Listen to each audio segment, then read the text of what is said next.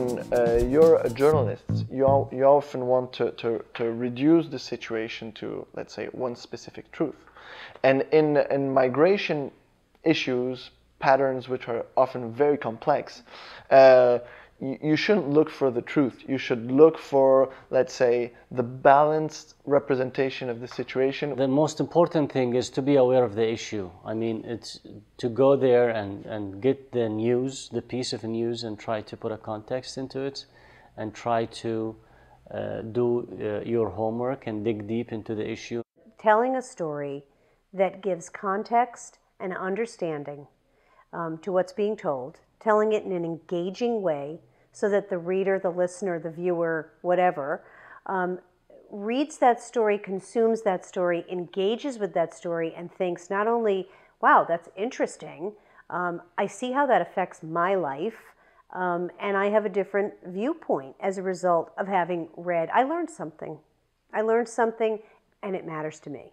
This aspect of the journalism is really very important way of making sure that when we talk about migration, we don't talk about it in dry numbers, we don't talk about it in dry political terms, and we don't talk about it in a rather high-flown rhetoric of sort of political combat, but we talk about it at human scale. I mean, migrants are around. I mean, they are living in the same society. We're taking the same subways, we're going maybe to the same bars, I mean, we're going to the same places, I mean, we're living all together, especially in cities like Paris.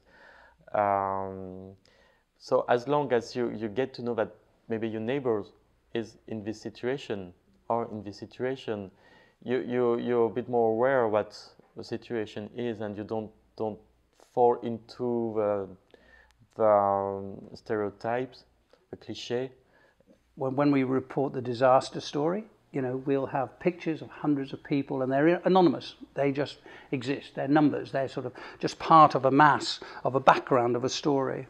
The more we can reduce it to human form, so that it's a story that can be told through the emotional perception of someone who is experiencing something, which someone who's watching it or someone who's reading about it can immediately engage with, then you've made a connection between reader, viewer, listener, and the subject of the story.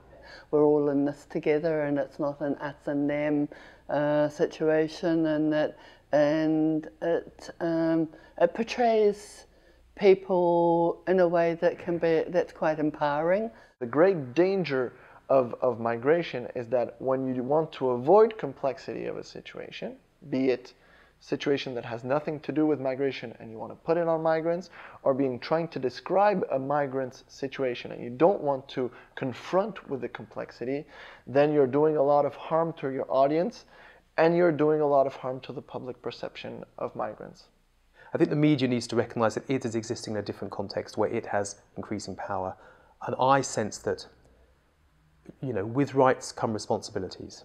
And I think the media has taken the rights happily, but hasn't really recognised its responsibilities in its changing role in the world. And migration is a great case study of that.